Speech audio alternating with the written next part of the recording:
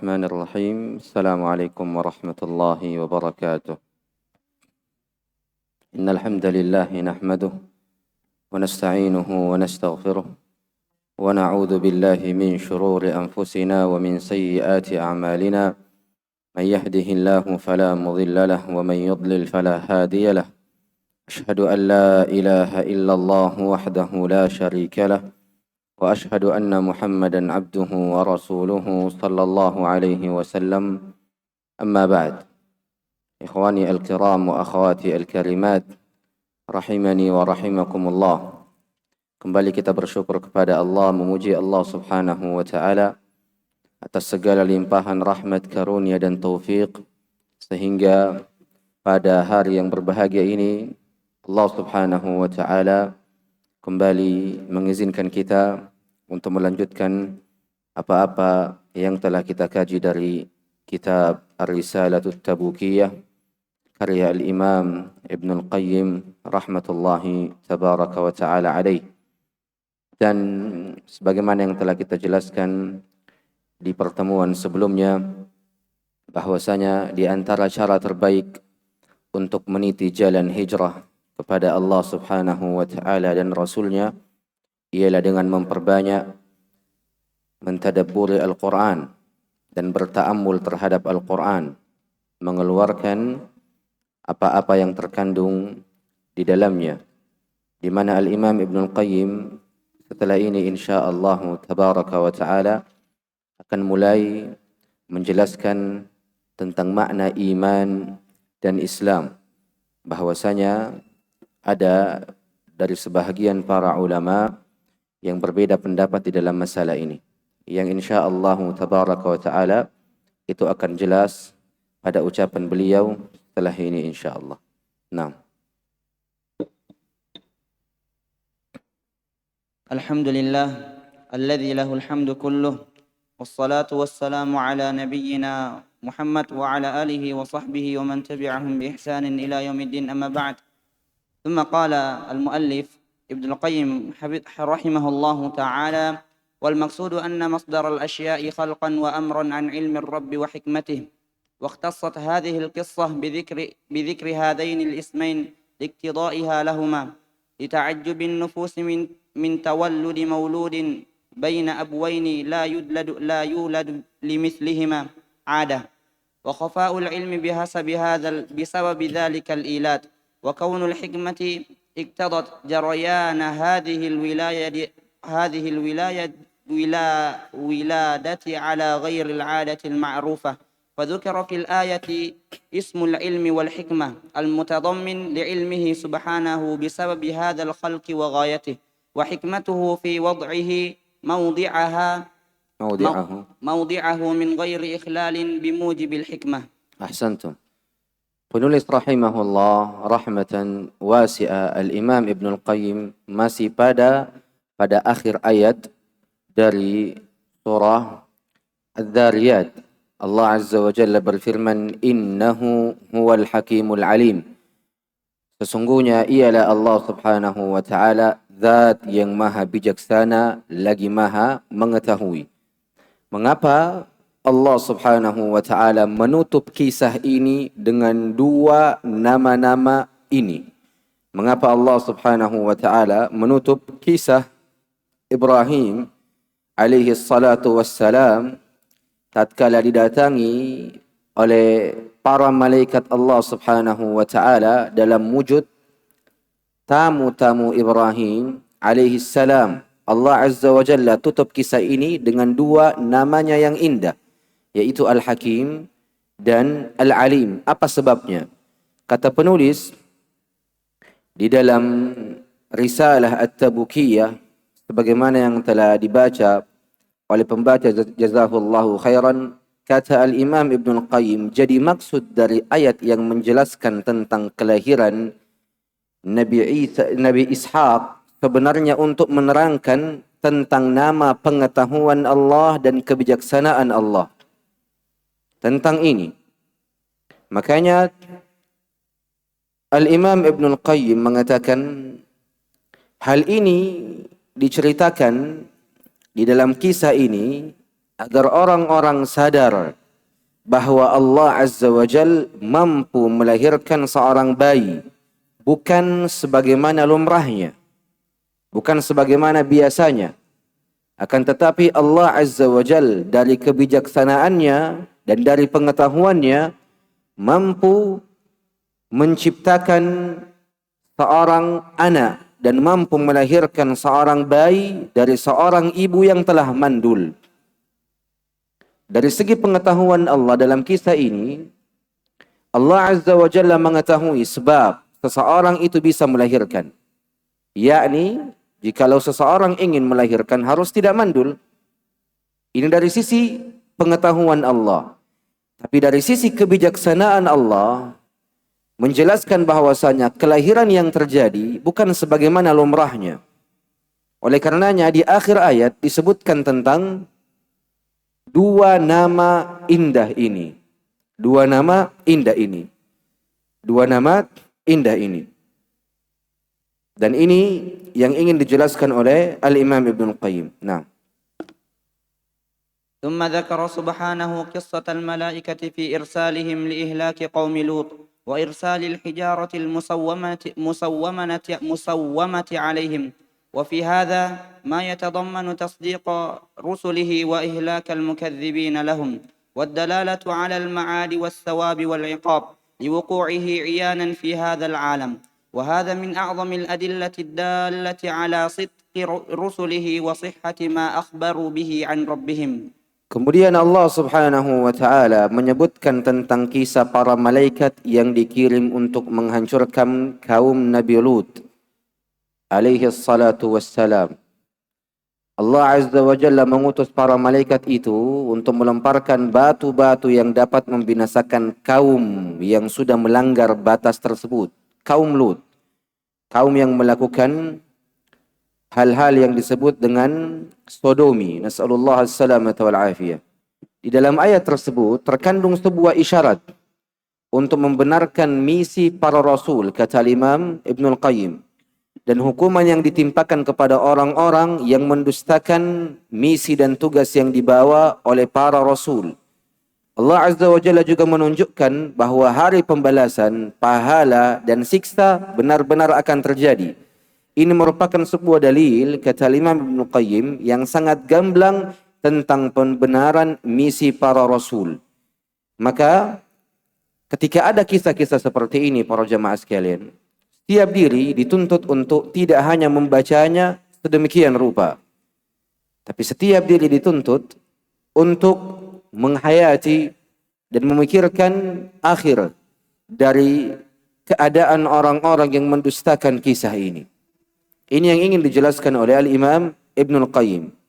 Kemudian Al-Imam Ibnul Qayyim menukilkan kepada kita tentang firman Allah masih di surah yang sama, surah Az-Zariyat. Beliau akan menukilkan kepada kita tentang dua ayat, di mana kandungan ayat ini pada permasalahan Islam dan iman. 6. ثم قال رحمه الله ثم قال تعالى فأخرجنا من كان فيها من المؤمنين فما وجدنا فيها غير بيت من المسلمين ففرق بين الإسلام والإيمان هنا لسر اقتضاه الكلام فإن الإخراج هنا عبارة عن النجاة فهو إخراج نجاة من العذاب ولا ريب أن هذا مختص بالإيمان المتبعين للرسل ظاهرا وباطنا مختص بالمؤمنين المتبعين للرسل ظاهرا وباطنا. Ahsantum.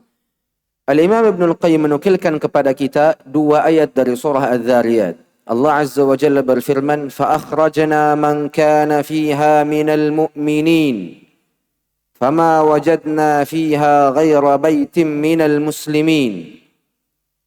Karena setelah kisah Ibrahim dijelaskan tentang kisah Lut alaihi salam. Dan ini berpindah dari kisah Ibrahim alaihi salatu wassalam dari ayat 23 sampai 30 itu dijelaskan tentang kisahnya Ibrahim alaihi salam bersama dengan tamunya dan istrinya yang mengatakan ajuzun akim. Tapi setelah itu ada penjelasan tentang kisah Nabi Lut di mana kaum Nabi Lut itu dusta dan mengingkari kenabian dari Nabiullah Lut alaihi salam. Maka ini dijelaskan di dalam Al-Quran dan dituangkan di dalam Al-Quran. Allah Azza wa Jalla berfirman, فَأَخْرَجْنَا مَنْ كَانَ فِيهَا مِنَ الْمُؤْمِنِينَ. Tatkala Allah Azza wa Jalla mengutus para malaikatnya untuk melemparkan batu-batu kepada kaum-kaum yang terlaknat tersebut, di akhir cerita dan kisah ini Allah Azza wa Jalla mengeluarkan orang-orang yang beriman yang berada di negeri kaum Lut yang terlaknat itu. Makanya kata Allah, فَأَخْرَجْنَا مَنْ كَانَ فِيهَا مِنَ الْمُؤْمِنِينَ. Minal mu'minin. Di sini minal mu'minin, perhatikan. Lalu kami keluarkan, kata Allah, orang-orang yang beriman yang berada di negeri kaum Lut tersebut. فَمَا وَجَدْنَا فِيهَا غَيْرَ بَيْتٍ مِّنَ الْمُسْلِمِينَ. Dan kami tidak mendapati di negeri itu kecuali sebuah rumah dari orang-orang yang muslim. Dari sinilah muncul perbedaan pandangan dan pendapat dari kalangan para ulama rahimahumullahu jami'a. Sebagian para ulama beristidlal menggunakan dalil ini sebagai dalil bahwasanya iman dan Islam itu adalah sesuatu yang sama dan tidak ada perbedaan sama sekali. Seperti siapa?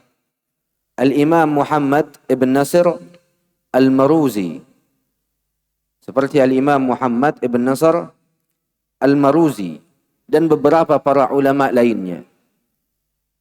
Al-Imam Muhammad ibn Nasr al-Maruzi dan beberapa para ulama lainnya beristidlal dengan ayat ini.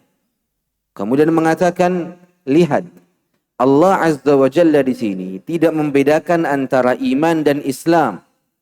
Kata Allah, فَأَخْرَجَنَا مَنْ كَانَ فِيهَا مِنَ الْمُؤْمِنِينَ. Dikeluarkan, diselamatkan orang-orang yang beriman dari negeri tersebut, negeri terlaknat tersebut.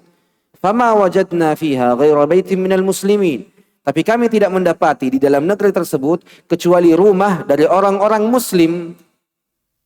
Orang yang beriman dan orang muslim. Dan ini ucapan mereka. Mereka mengatakan seperti Al-Imam Muhammad ibn Nasr al-Maruzi, Al-Islam wal-imanu mutaradifan la farqa bainahuma. Islam dan iman adalah sesuatu yang sama, dua kata yang sama, tidak ada bedanya. Tidak ada bedanya.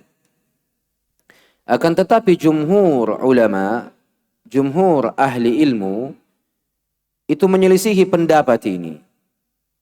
Jumhur ahli ilmu mengatakan bahwasanya iman dan Islam itu dua kata yang berbeda. Itu dua kata yang berbeda. Dilihat dan ditinjau dari dua sisi. Dilihat dan ditinjau dari dua sisi. Sisi yang pertama adalah sisi lafaznya. Sisi yang kedua adalah sisi pemeluknya. Maka ada pemeluk Islam dan ada pemeluk iman. Atau mungkin boleh kita katakan pemilik. Pemilik Islam dan pemilik iman. Maka kata jumhur ahli ilm, pendapat yang mengatakan Islam dan iman itu dua kata yang sama dan tidak ada perbedaannya adalah pendapat yang keliru. Makanya jumhur ahli ilmu mengatakan Islam dan iman dua kata yang berbeda. Dilihat dan ditinjau dari dua sisi. Sisi yang pertama sisi lafaznya, sisi yang kedua adalah sisi pemeluk dan pemiliknya. Kita lihat dari sisi lafaznya terlebih dahulu. Adapun dari sisi lafaznya, Islam dan iman adalah dua kata yang ketika bertemu itu berpisah. Dan ketika terpisah, mereka bertemu. Ini kaidah dari kaidah-kaidah yang dijelaskan oleh para ulama. Di sana ada kata-kata yang ketika ia tergabung dalam satu paragraf, maka maknanya berbeda. Dan di sana ada kata-kata yang ketika ia terpisah dari paragraf, maka ia akan memiliki makna yang sama. Apa kaidah ini? Idza ijtama'at iftaraqat wa idza iftaraqat ijtama'at. Ini kaidahnya. Termasuk pada kaidah ini kata Islam dan iman.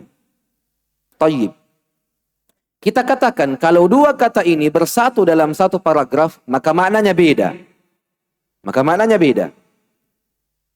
Seperti di dalam hadis Jibril alaihi salam yang panjang. Ketika malaikat Jibril alaihi salam mendatangi baginda Nabi sallallahu alaihi wasallam bertanya tentang apa itu Islam. Maka Nabi sallallahu alaihi wasallam menjawab, Islam itu engkau mengucapkan dua kalimat syahadat, mendirikan salat, mengeluarkan zakat, berpuasa dan berhaji bagi siapa yang mampu. Ini Islam, kata Nabi. Maka Jibril kembali bertanya kepada baginda Nabi sallallahu alaihi wasallam, apa itu iman? Dalam satu hadis, dua kata ini Islam dan iman tergabung. Kata Nabi sallallahu alaihi wasallam, iman itu engkau beriman kepada Allah, beriman kepada malaikat, beriman kepada kitab-kitab Allah, beriman kepada para rasul Allah, beriman kepada hari akhir, dan beriman kepada takdir yang baik ataupun yang buruk. Maka ada perbedaan dari sisi makna yang dijelaskan oleh baginda Nabi sallallahu alaihi wasallam dari kedua lafaz ini.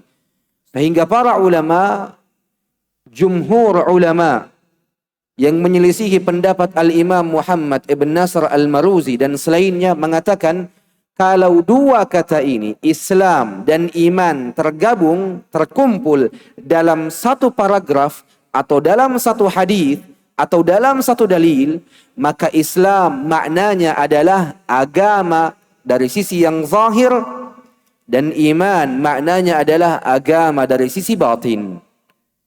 Makanya Nabi sallallahu alaihi wasallam ketika ditanya tentang Islam, beliau jawab dengan agama yang zahir.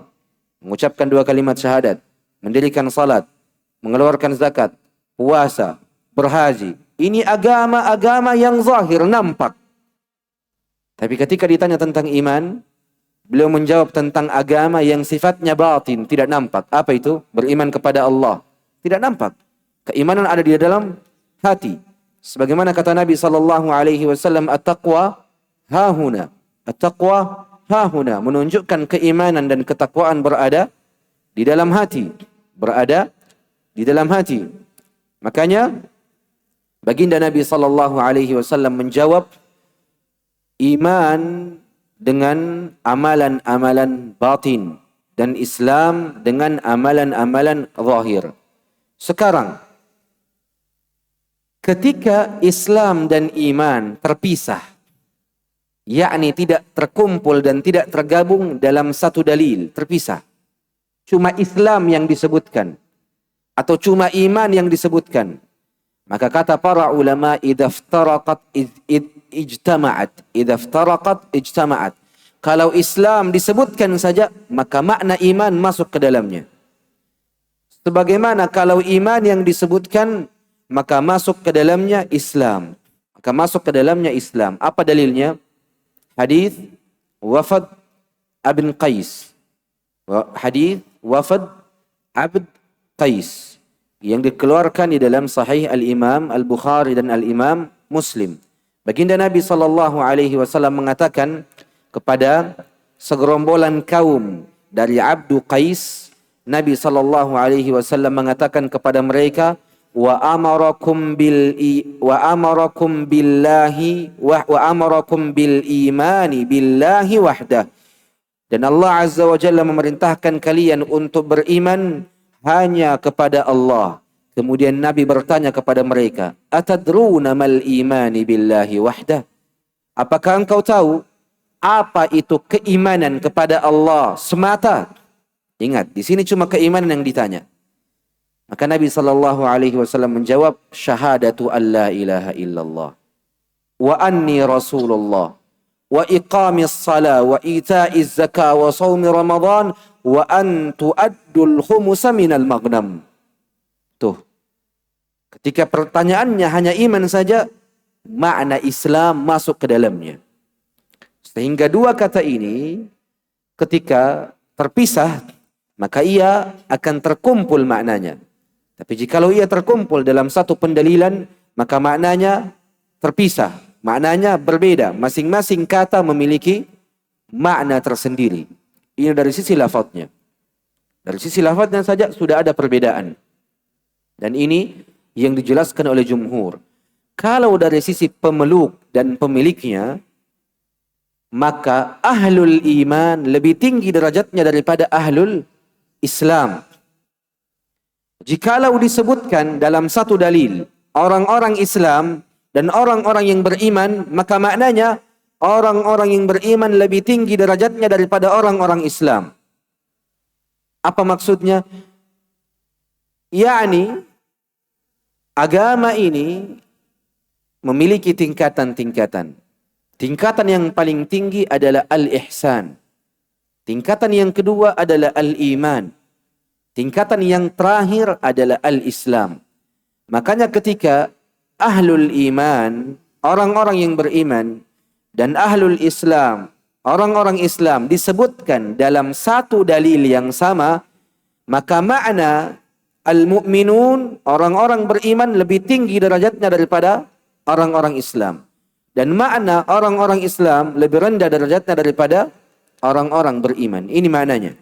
Ini maknanya. Tapi jikalau terpisah, yang disebutkan pada dalil tersebut cuma al-muslimun saja atau cuma al-mu'minun saja, maka di sini para ulama menjelaskan bahwasanya setiap orang yang beriman pasti orang Islam. Setiap orang yang beriman pasti orang Islam. Tapi tidak setiap orang Islam itu orang yang beriman. Maka ada tingkatan dari manusia yang memeluk agama Islam. Tidak semuanya dikatakan orang yang beriman. Lantas apa perbedaannya? Kapan seseorang dikatakan orang yang beriman dan kapan seseorang dikatakan orang Islam saja? Orang Islam adalah orang yang memiliki pokok keimanan. Pokoknya saja. Cabang-cabangnya tidak ia miliki. Orang Islam adalah orang yang memiliki aslul iman, pokok keimanan. Yang dengan pokok keimanan ini, ia melakukan beberapa kewajiban-kewajiban yang Allah Azza wa Jalla wajibkan pada dirinya. Dan dengan pokok keimanan ini, ia meninggalkan beberapa perkara-perkara yang haram yang Allah haramkan untuk dirinya. Jadi cuma beberapa yang dilakukan. Kewajiban beberapa saja. Sesuatu yang haram beberapa saja yang ia tinggalkan. Menunjukkan apa? Orang Islam mungkin akan meninggalkan sebahagian kewajiban. Dan mungkin akan melakukan sebahagian perkara yang haram. Ini Islam namanya.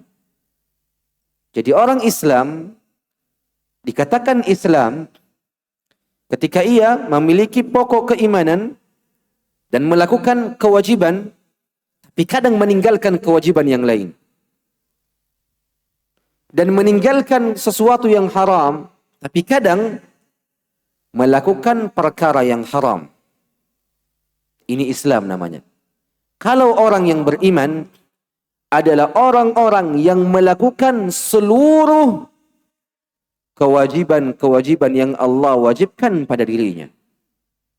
Dan meninggalkan seluruh apa-apa yang Allah Azza wa Jalla haramkan atas dirinya.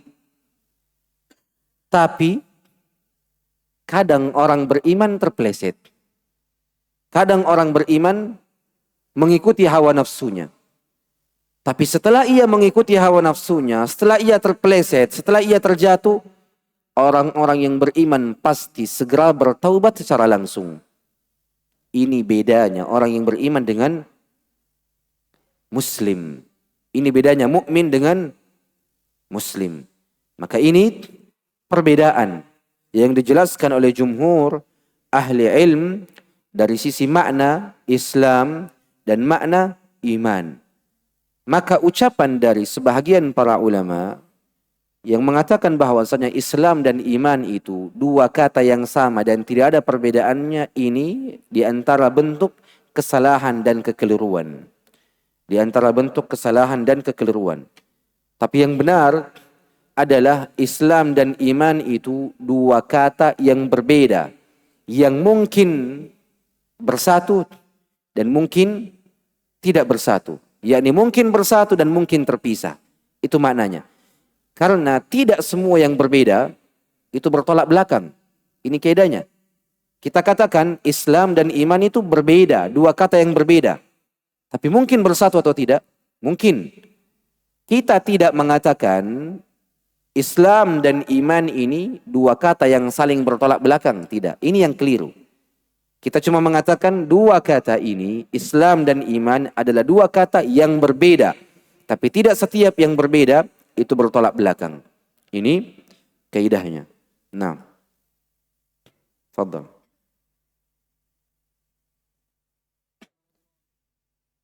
Wa qawluhu fama wajadna fiha ghayra baitin minal muslimin lamma kana al-mawjuduna minal makhrujin awqa'a اسم الإسلام عليهم لأن امرأة لوط كان من أهل هذا البيت وهي مسلمة في الظاهر فكانت في البيت الموجودين لا في القوم الناجين. Ini perbedaan yang dijelaskan oleh Al-Imam Ibn Al-Qayyim. Kata Imam Ibn Al-Qayyim, Allah Azza wa Jalla berfirman, kami mengeluarkan orang-orang yang beriman dari negeri tersebut. Maka yang diselamatkan hanya orang-orang yang beriman. Tapi kata Allah setelahnya, fama wajadna fiha, kami tidak mendapati di dalam negeri tersebut selain rumah dari orang-orang Islam. Memang benar. Karena yang berada di dalam rumah itu siapa? Istrinya Lut alaihi salam. Dan istri Lut alaihi salam secara zahir muslimah. Secara zahir muslimah.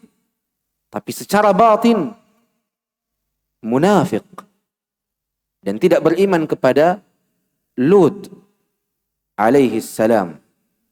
Makanya ketika datang beberapa malaikat-malaikat Allah mengetuk pintu Lut dalam bentuk laki-laki yang sangat indah dan gagah, istrinya yang mengabarkan kepada kaum Nabi Lut bahwa datang beberapa laki-laki yang gagah, di mana dikenal bahwa kaum Lut adalah kaum yang mencintai sesama jenis. Sehingga dengannya lah diketahui bahwasanya istri Nabi Lut adalah seorang munafik. Walaupun secara zahirnya adalah muslim. Makanya Allah Azza wa Jalla menyebut minal muslimin di sini karena secara zahirnya istri Nabi Lut itu muslim secara zahir. Tapi secara batin itu tidak muslim. Makanya istri Nabi Lut bukan bahagian dari orang-orang yang diselamatkan. Karena orang-orang yang diselamatkan di sini hanyalah orang-orang yang beriman. Hanyalah orang-orang yang beriman. Yang beriman dari sisi batin dan zahirnya. Nah. وقد أخبر الله سبحانه وتعالى عن خيانة امرأة لوط وخيانتها أنها كانت تدل قومها على أضيافه وقلبها معهم وليست خيانة فاحشة فكانت من أهل البيت المسلمين ظاهرا وليست من المؤمنين الناجين. Fahimtum? Allah Azza wa Jalla mengabarkan di sini kata Imam Ibn Al-Qayyim tentang pengkhianatan istri Nabi Lut. Dan pengkhianatan istri Nabi Lut itu adalah menunjukkan kaum Nabi Lut alaihi salatu wassalam tentang kedatangan tamu-tamu yang gagah ini. Tamu-tamu yang gagah ini. Sehingga hati dari istri Nabi Lut itu bersama dengan hati-hati kaum yang terlaknat ini. Dan di sini ada faidah. Kata Imam Ibn Al-Qayyim, laisat khiyanata fahisyah. Pengkhianatan yang dilakukan oleh istri Nabi Lut bukan pengkhianatan yang berkaitan dengan ranjang. Makanya ini nampak dari ucapan para salaf. Pengkhianatan istri-istri para nabi itu adalah pengkhianatan dari sisi agama, bukan pengkhianatan dari sisi ranjang.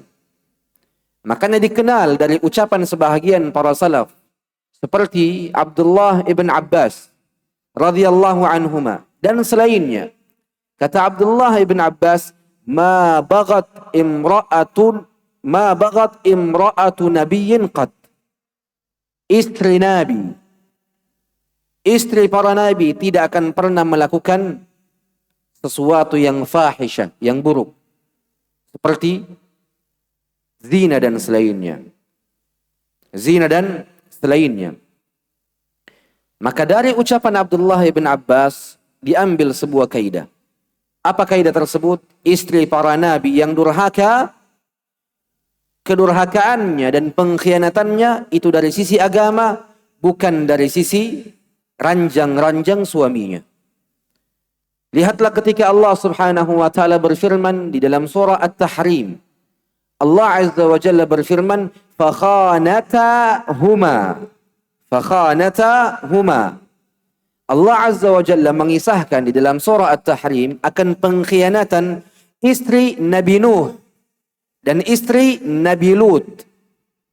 Di mana pengkhianatan mereka berdua itu pada pengkhianatan dari sisi agama, bukan pengkhianatan yang berkaitan dengan hal-hal yang buruk, atau bukan pengkhianatan yang berkaitan dengan ranjang ataupun perzinahan.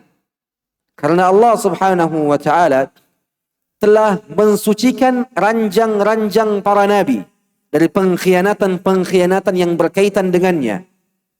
Karena jikalau ini terjadi, adanya istri seorang nabi yang melakukan pengkhianatan ini, berzina dengan orang lain, maka ini bahagian dari celaan pada diri nabi tersebut. Dan Allah Subhanahu wa taala adalah zat yang selalu menjaga pribadi-pribadi para nabinya dari pengkhianatan-pengkhianatan yang berkaitan dengan dunia, apatah lagi berkaitan dengan ranjang. Makanya seluruh pengkhianatan istri-istri nabi yang durhaka itu hanya pada pengkhianatan dari sisi agama saja. Pengkhianatan dari sisi agama saja. Entah dihukumi padanya kekufuran atau entah dihukumi dengan hukum-hukum yang lainnya. Ini dipahami? Nah. Tafadhal. ثم قال رحمه الله ومن وضع دلالات القرآن وألفاظها مواضعها تبين له أن من أسراره وحكمه ما يهز العقول ويعلم معه تنزله من حكيم حميد. Ahsantum. Kata beliau Al-Imam Ibn Al-Qayyim, siapapun yang ketika membaca Al-Quran dan hendak mentadabburi Al-Quran, siapapun yang meletakkan dalil-dalil Al-Quran pada tempatnya, sesuai pada porsinya, maka ia akan mampu mendapatkan dan meraih rahasia dan hikmah di dalam Al-Quran yang membuat akal manusia menjadi terheran-heran.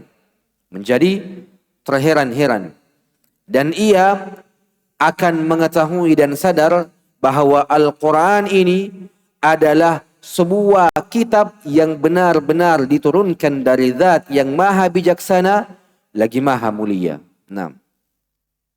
وبهذا خرج الجواب عن السؤال المشهور وهو أن الإسلام أعم من الإيمان فكيف استثنى العم من الأخص وقاعدة الاستثناء تقتضي العكس. Ahsantum. Dengan ini kata Imam Ibn Al-Qayyim rahimahullah, dari ayat yang menceritakan nasib kaum Lut, dengan ini kita mendapatkan jawaban dari pertanyaan yang masyhur. Apa itu? Islam ini lebih umum daripada iman. Karena Islam lebih luas lingkarannya daripada iman. Sehingga iman itu lebih khusus daripada Islam. Iman itu lebih khusus daripada Islam. Sekarang, bagaimana mungkin Allah Subhanahu wa taala mengecualikan sesuatu yang lebih umum dari sesuatu yang khusus? Sedangkan kaidah-kaidah pengecualian itu menunjukkan sebaliknya. Contoh kasusnya, kalau kita mau menggunakan kaidah pengecualian, kita akan mengecualikan sesuatu yang lebih sedikit dari yang umum, kan begitu. Ini sesuatu yang umum. Kita mau mengecualikan sesuatu, maka kita ambil sesuatu darinya. Contoh kasusnya, baginda Nabi SAW bersabda, wa yuhsyarun nasu yaumal qiyamati hufatan uratan ghurla. Manusia di hari kiamat kelak akan dibangkitkan dalam keadaan apa? Akan dibangkitkan dalam keadaan tidak memiliki alas kaki, tidak memiliki pakaian, dan ia akan dikembalikan dalam keadaan belum dikhitan. 3 kondisi. Manusia akan dibangkitkan di hari kiamat kelak dalam keadaan tidak memiliki alas kaki, tidak memiliki pakaian, dan belum dikhitan. Muncul hadis yang mengecualikan hadis umum ini. Hadisnya ini umum karena kata Nabi, manusia secara keseluruhan, secara umum akan dibangkitkan oleh Allah di hari kiamat kelak dalam keadaan tidak memiliki alas kaki dan tidak memiliki pakaian. Tiba-tiba Nabi SAW bersabda, wa awwalu ma yuktha yaumal qiyamati Ibrahim. Orang yang paling pertama yang akan diberikan pakaian di hari kiamat kelak adalah Ibrahim. Maka ada orang-orang yang akan dibangkitkan nanti oleh Allah dan diberikan pakaian. Maka bagaimana cara menggabungkan 2 hadis ini yang nampaknya saling bertolak belakang? Kita katakan hadis yang pertama sifatnya umum, hadis yang kedua sifatnya khusus. Sehingga yang khusus ini adalah sesuatu yang diperkecualikan. Ini kaidah dari kaidah-kaidah pengecualian. Ini kaidah dari kaidah-kaidah pengecualian. Al-Imam Ibnul Qayyim membantah pandangan orang-orang yang mengatakan Islam dan iman itu sama. Makanya ia mengatakan, "Fakaifa istathna al-a'am min al-akhas?" Bagaimana mungkin Allah Subhanahu wa taala menyelamatkan orang-orang yang beriman? Menyelamatkan orang-orang yang beriman. Bagaimana mungkin Allah Azza wa Jalla menyelamatkan orang-orang yang beriman, tapi yang didapat di dalam negeri itu hanya orang-orang Islam? Ini tidak mungkin dan tidak masuk akal. Karena iman dan Islam, kata Imam Ibnul Qayyim, adalah sesuatu yang berbeda. Adalah sesuatu yang berbeda. Coba baca setelah ini. ثم قال رحمه الله وتبين أن المسلمين مستثنين مما وقع عليه فعل الوجود والمؤمنون غير مستثنين منهم بل هم المخرجون الناجون.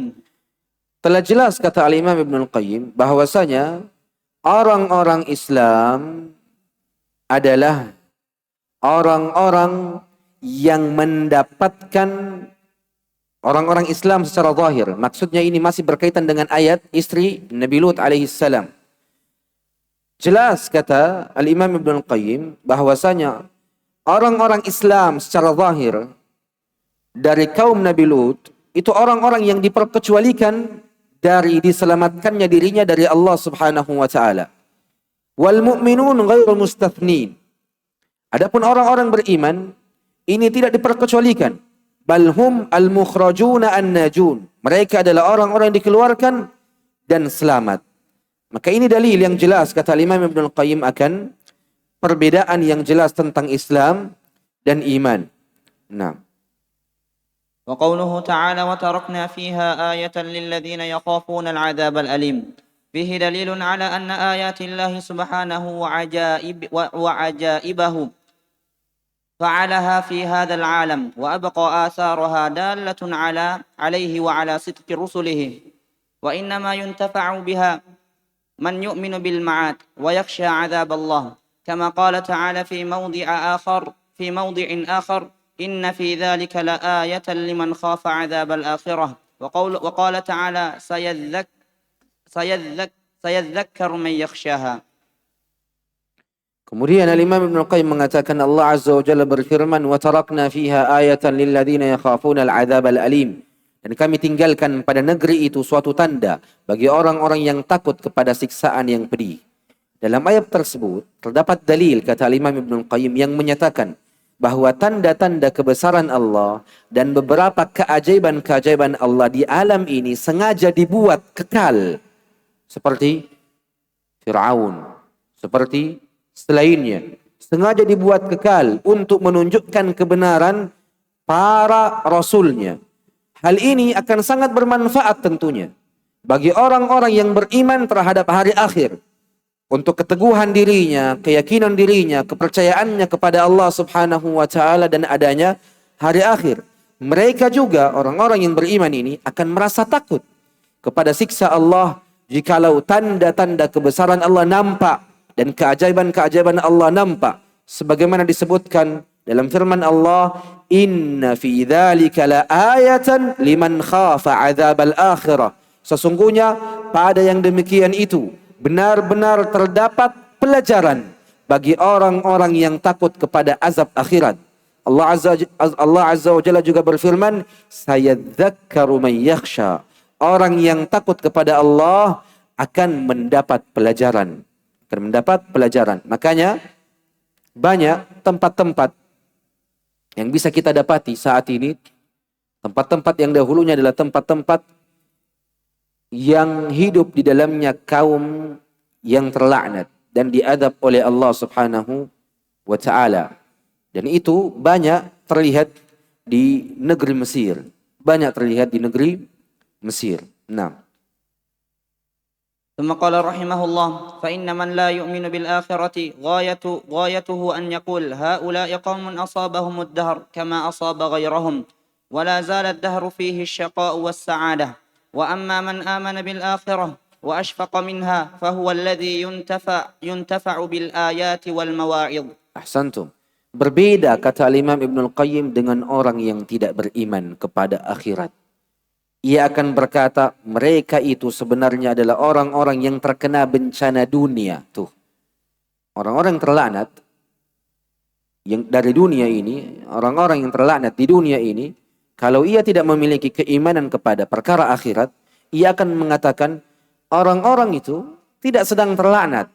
Ia hanya terkena bencana di dunia. Sama halnya dengan kebanyakan orang yang terkadang juga mendapatkan bencana. Sebab di dunia ini memang ada yang menyenangkan dan ada juga yang tidak menyenangkan.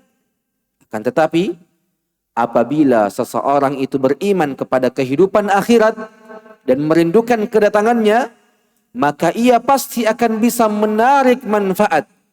Ia pasti akan mendapatkan manfaat, menjadikan bencana yang terkandung dalam ayat-ayat tersebut sebagai sebuah pelajaran.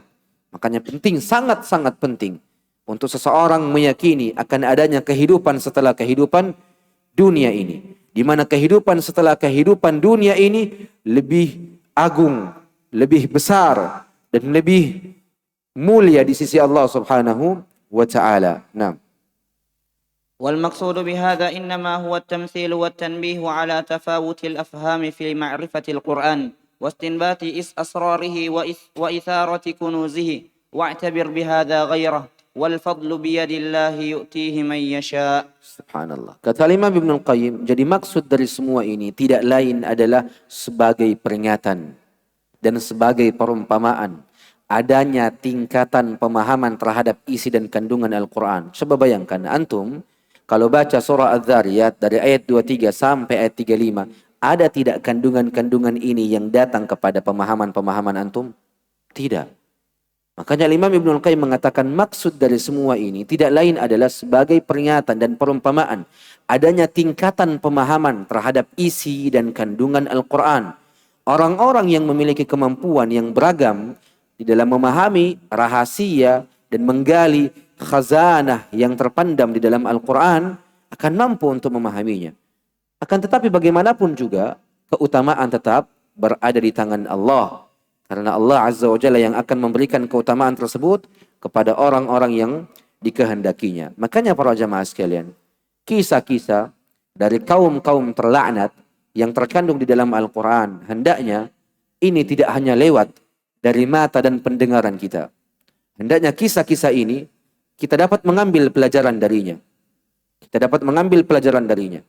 Kita dapat mengetahui adanya nasihat dan adanya isyarat dari Allah Subhanahu wa taala kepada diri-diri kita untuk takut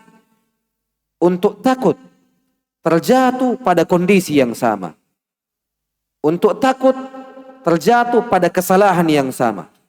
Makanya seorang muslim yang cerdas, yang memiliki basirah, pengetahuan, dan memiliki kebijaksanaan, jangan sampai ayat-ayat yang kisahnya seperti ini, ada bencana, ada hukuman, dan ada laknat dari Allah pada kaum-kaum tertentu karena amalan-amalan tertentu yang dilakukannya, hendaknya kita mampu mengambil ibrah, pelajaran, kita mampu mengambil manfaat darinya, agar rasa takut ini semakin besar kepada Allah Subhanahu wa taala, dan agar diri ini khawatir jangan sampai diri ini terjatuh kepada hal yang sama. Nas'alullah as-salamata wal afiyah. Ini yang penting untuk kita perhatikan. Makanya para jamaah sekalian, menyelam ke dalam makna dan kandungan Al-Quran ini berbeda tingkatannya.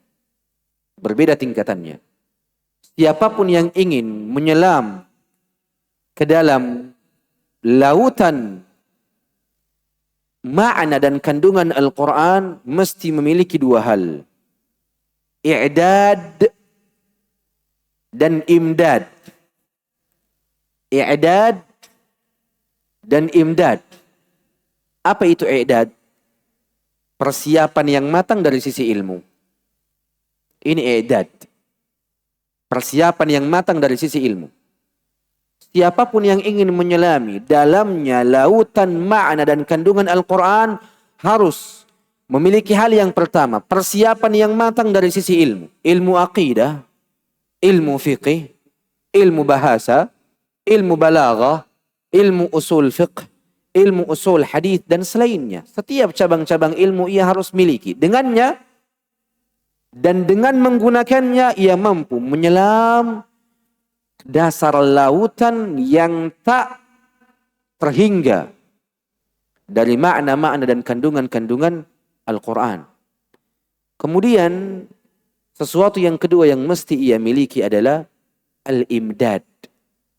Al-imdad. Apa itu al-imdad? Imdadullah laka bittaqwa wassalah. Mesti ada kenikmatan Allah pada dirimu dari sisi ketakwaan dan kesalehan.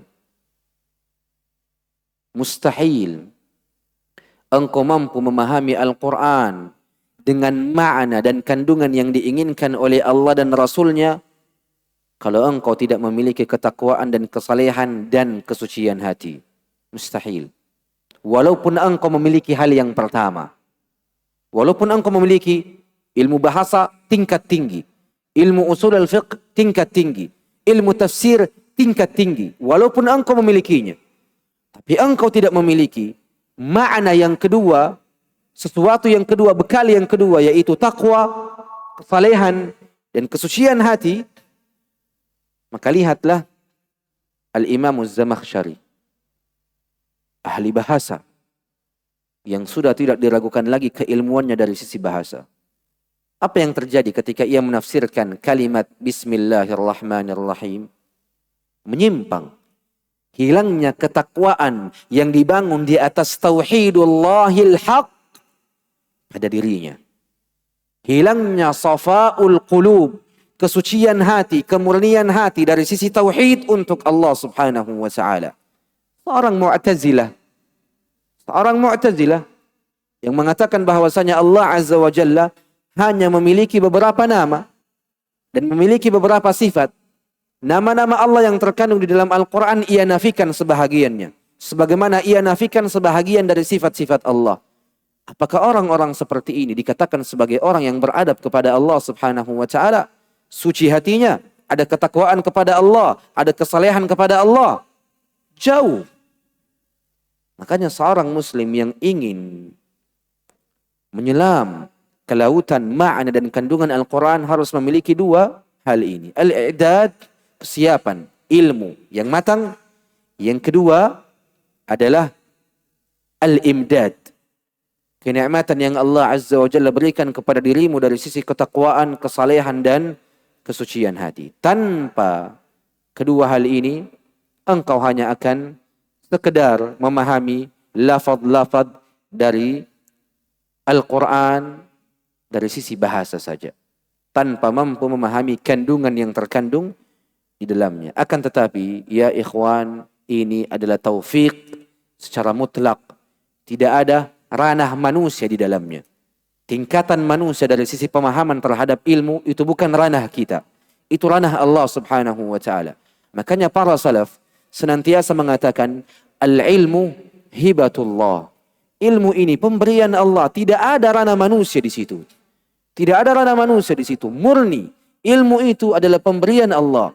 Makanya Al-Imam Syafi'i rahimahullah, ketika beliau mengeluh kepada gurunya Al-Imam Waqi' tentang buruknya hafalannya, apa yang dikatakan oleh gurunya kepada Al-Imam Syafi'i? Kata beliau, al-ilmu nur, wa nurullah la yuhda li'asi.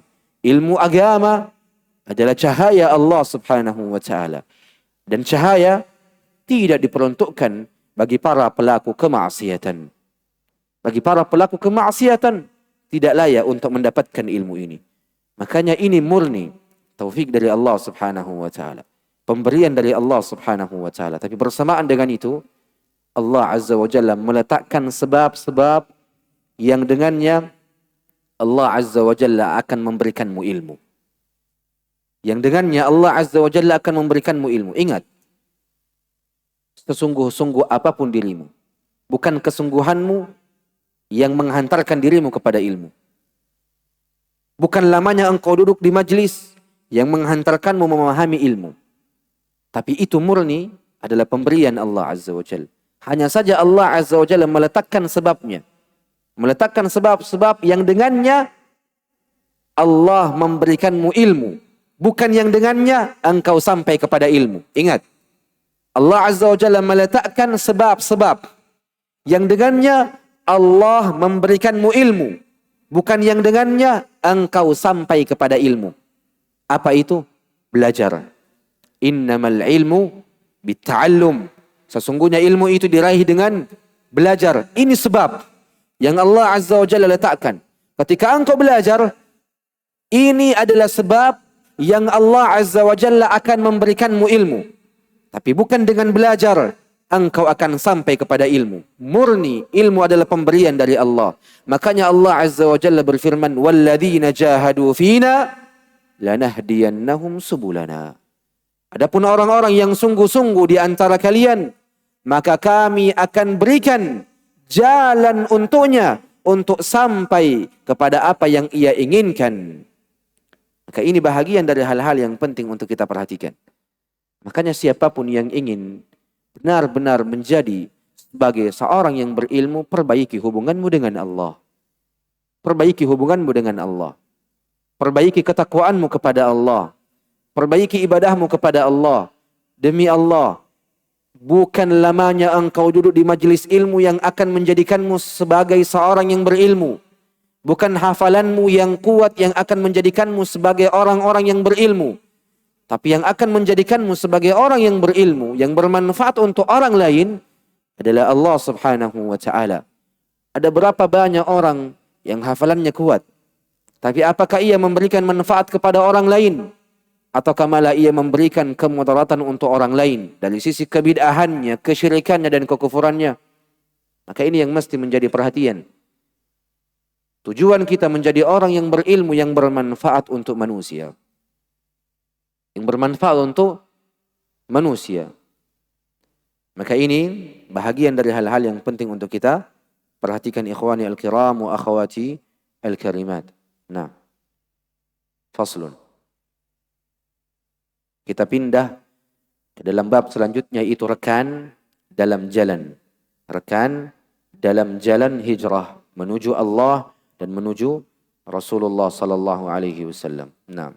ثم قال رحمه الله فصل والمقصود أن القلب لما تحول لهذا السفر طلب رفيقا يأنس به في السفر فلم يجد إلا معارضا ومناقضا أو لائما بالتأنيب مصرحا معرضا أو فارغا عن هذه الحركة معرضا وليت الكل كانوا هكذا فلقد أحسن إليك من خلاك وطريقك ولم يطرح شره عليك كما قال القائل إنا لفي زمن ترك القبيح به من أكثر الناس إحسان وإجمال. Ahsantum. Kata Imam Ibnul Qayyim rahimahullah, faslun, pembahasan tentang rekan dalam jalan hijrah. Ketika hati seseorang berusaha untuk menempuh perjalanan hijrah ini, maka pasti ia akan mencari rekan yang nyaman untuk dijadikan pendamping di tengah perjalanan hijrah ini. Pasti. Antum ingin pergi ke suatu tempat, sendirinya dirimu terasa aneh. Engkau membutuhkan rekan, engkau membutuhkan orang, engkau membutuhkan pendamping yang dapat menemanimu di dalam meniti jalan hijrah ini menuju Allah dan menuju Rasulullah sallallahu alaihi wasallam. Tapi kata beliau Al-Imam Ibnul Qayyim, namun ternyata ia hanya menjumpai orang-orang yang menghalangi, orang-orang yang menentang, orang-orang yang mencelanya, baik secara terang-terangan ataupun tidak secara terang-terangan. Maka ini ada pada jalan hijrah ini. Ini ada. Makanya Al-Imam Ibnul Qayyim mengatakan, walaital kulla kanu hakada. Seandainya semua rekan-rekan yang kita cari untuk kita jadikan sebagai pendamping, teman, sahabat yang menemani kita di jalan hijrah ini seperti ini maksudnya apa? Falaqad ahsana ilaika man khallaka wa tariqaka wa lam yatrah syarrahu alaik. Seperti orang-orang yang selalu berbuat baik kepada dirimu dengan menolongmu, menemanimu pada jalanmu dan tidak memberikan keburukan sama sekali kepada dirimu. Sebagaimana kata salah seorang penyair, inna lafi zamanin tarkul qabihi bihi min aktsarin nasi ihsanun wa ijmalu. Sungguh kami berada di zaman meninggalkan keburukan terhadap kebanyakan manusia. Dan itu adalah puncak kebaikan dan puncak keindahan. Ihsanun wa ijmalu. Bukanlah keindahan dan bukanlah kebaikan itu dengan engkau memberikan orang lain kenikmatan ataupun kebaikan. Tidak. Puncak kebaikan, puncak keindahan adalah selamatnya manusia dari keburukanmu. Itu puncaknya. Makanya kata Nabi sallallahu alaihi wasallam, al-muslimu man salimal muslimuna min lisanihi wa yadihi. Orang Islam itu, seorang yang muslim itu adalah orang yang lisan dan tangannya menyelamatkan orang lain. Yakni seorang muslim itu adalah tatkala orang lain selamat dari lisan dan tangannya, selamat dari celaannya, selamat dari keburukan tangannya dan selainnya. Ini puncak keindahan. Puncak kebaikan adalah ketika manusia selamat dari keburukan. Ini puncaknya. Maka hendaknya sekiranya seluruh kawan-kawan, rekan-rekan, sahabat-sahabat, teman-teman yang kita jadikan sebagai teman perjalanan untuk meniti jalan hijrah ini, keadaannya seperti ini, selamat dari keburukan-keburukannya terhadap diri-diri kita dan menyelamatkan diri-diri kita dari keburukannya, maka ini adalah kenikmatan yang sangat besar. Nah, وإذا كان هذا المعروف من الناس فالمطلوب في هذا الزمان المعاونة على هذا السفر بالإعراض وترك اللائمة والاعتراض إلا ما عسى أن يقع نادرا فيكون غنيمة باردة لا قيمة لها. kata Imam Ibnul Qayyim, wa idza kana hadzal ma'rufu minan nas, kalau ini yang dikenal dari banyaknya manusia. Apa yang dikenal dari banyaknya manusia? Penentangan, celaan, baik terang-terangan ataupun tidak, ketika kita telah yakin untuk berjalan di atas jalan hijrah ini, Fal matlub fi hadzal zaman, maka dituntut di zaman ini adalah al muawanatu ala hadzal sifri bil i'rad. Ialah saling tolong menolong di dalam jalan hijrah ini bil i'rad, dengan tidak saling memberikan keburukan. Wa tarkil la'imati wal i'tirad, dan meninggalkan celaan, meninggalkan penentangan.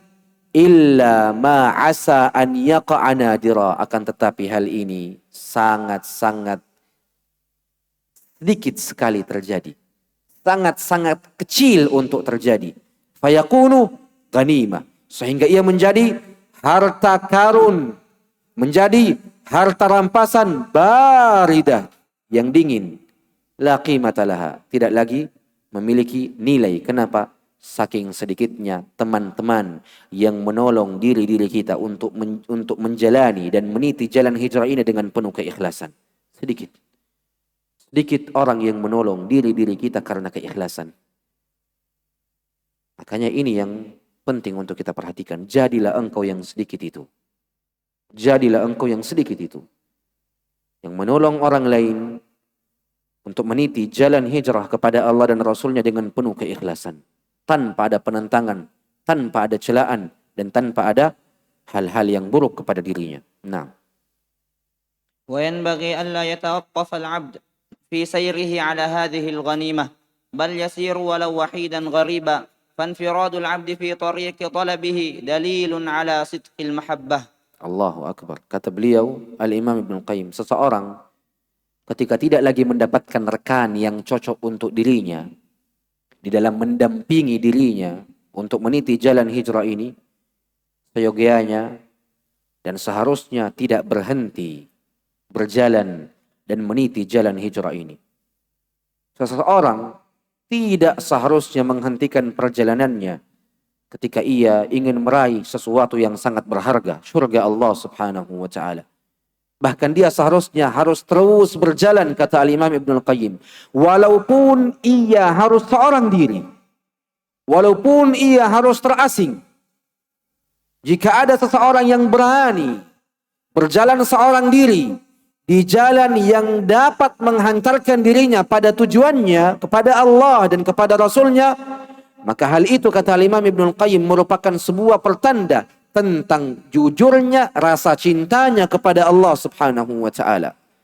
Maka jangan sampai karena tidak adanya teman, anggaplah engkau adalah seseorang yang sedang berjuang sendiri untuk meniti jalan yang engkau tempuh menuju kepada Allah. Engkau sendiri, engkau terasing, seluruh manusia mencelamu, menghalang-halangimu, menentangmu.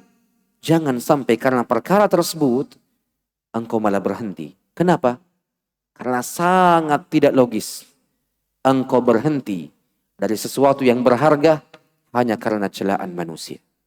Sangat tidak logis engkau menyerah pada surga Allah hanya karena celaan manusia. Sangat tidak masuk akal engkau berputus asa dari surga Allah hanya karena sedikit gangguan dari manusia. Sangat tidak logis. Sangat tidak masuk akal. Sedangkan engkau tahu bahwasanya ada zat yang sama sekali tidak akan pernah meninggalkanmu. Sedangkan engkau tahu, engkau memiliki Allah yang selalu bersamamu, yang telah banyak berbuat baik kepadamu, dan tidak akan pernah melemparkanmu kepada keburukan-keburukan yang Allah Azza wa Jalla inginkan kepada dirimu. Sedari kecil sampai saat ini Allah Azza wa Jalla memberikanmu kebaikan. Maka jangan berputus asa. Nah. Fadhal. ثم قال رحمه الله: ومن نظر في هذه الكلمات التي تضمنتها هذه الوريقة علم أنها من أهم ما يحصل به التعاون على البر والتقوى وسفر الهجرة إلى الله ورسوله، وهذا الذي قصد مسطرها بكتابته وجعلها هدايته المعجلة السابقة إلى أصحابه ورفقائه في طلب العلم. وأشهد الله وكفى بالله شهيدا لو توافيه من أحد منهم لقابلها بالقبول ولبادر إلى تفهمها وتدبرها وعدها من أفضل ما أهدى صاحب إلى صاحبه فإن غير هذا ما من ما جريانات الرقب الخبرية من ما جريانات الركب الخبرية وإن طلعت النفوس إليها وإن تطلعت النفوس إليها ففائدتها قليلة وهي في غاية الرخصة لكثرة جالبيها وإنما الهداية النافعة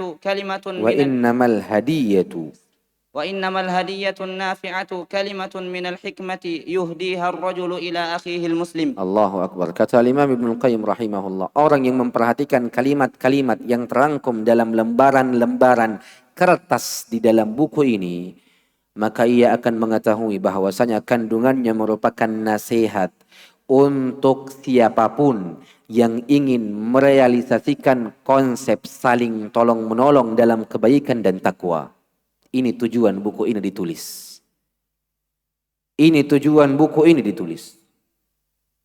Siapapun yang memperhatikan kata-kata dalam lembaran ini, itu benar-benar ditujukan sebagai bentuk nasihat pada diri siapapun yang ingin merealisasikan konsep saling tolong-menolong dalam kebaikan dan takwa.